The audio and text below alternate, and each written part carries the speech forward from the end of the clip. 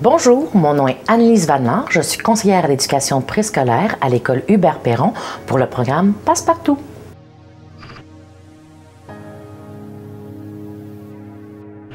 Avec le parent, on va aller plus loin aussi, on va traiter des sujets qui les concernent. Bon, c'est quoi le développement d'un enfant de 4 ans? Normalement, au niveau du langage, comment on peut développer le langage de notre enfant, donner plus de vocabulaire ou des choses comme ça. On va travailler la discipline, c'est quoi les bons rôles de discipline, comment on peut intervenir, comment on intervient à l'école. On va travailler l'estime de soi, qui est un essentiel pour les enfants, là, pour la réussite scolaire. On va travailler la préparation à la maternelle.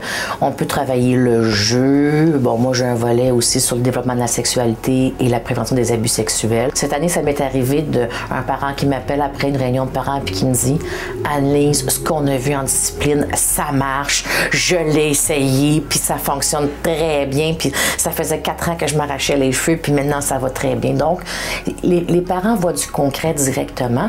Aussi, les enfants sont pas beaucoup stimulés à la maison. Souvent, bon, tu sais, moi, j'ai une mère qui me dit « Ben moi, mon enfant, il est minimum 8 heures par jour devant la télé. » Bon, donc, on incite beaucoup à ce qu'ils aillent jouer dehors, qu'ils fassent des activités avec leurs enfants, puis tout ça. Mais s'il passe toute sa journée devant la télévision, il ne sait pas tenir un crayon, il ne sait pas découper. Moi, dans mon quartier ici, j'ai 42% d'illettrés fonctionnels.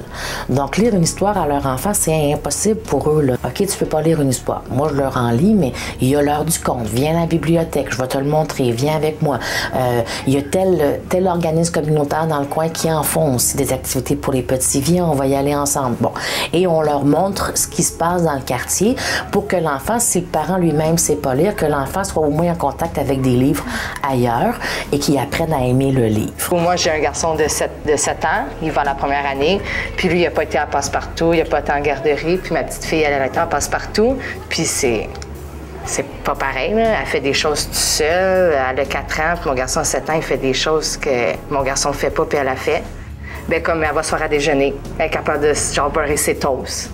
Tu sais, mon garçon, lui, il n'est pas capable, il veut pas le faire. Elle se brosse les dents, elle se couche toute seule sans que je lui demande, elle ferme sa lumière, elle dit « moi, je m'en vais me coucher », elle compte jusqu'à 20. Elle fait plein de choses. Bien, on s'est rendu compte que les papas ne jouaient pas avec leurs enfants ou jouaient peu avec leurs enfants, ou c'était souvent les petits sont laissés à leur mère.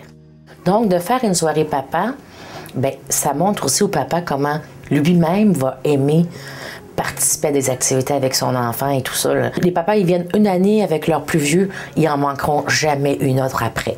Parce qu'ils disent, ça, c'est une activité qu'on ne veut pas manquer.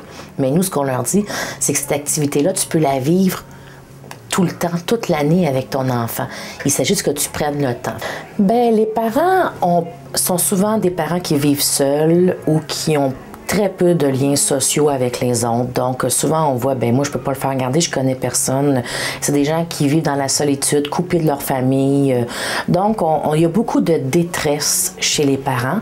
Puis, toute cette détresse-là déteint sur leur enfant aussi, où l'enfant va vivre la détresse de ses parents aussi, où il la ressent, ça, c'est immanquable.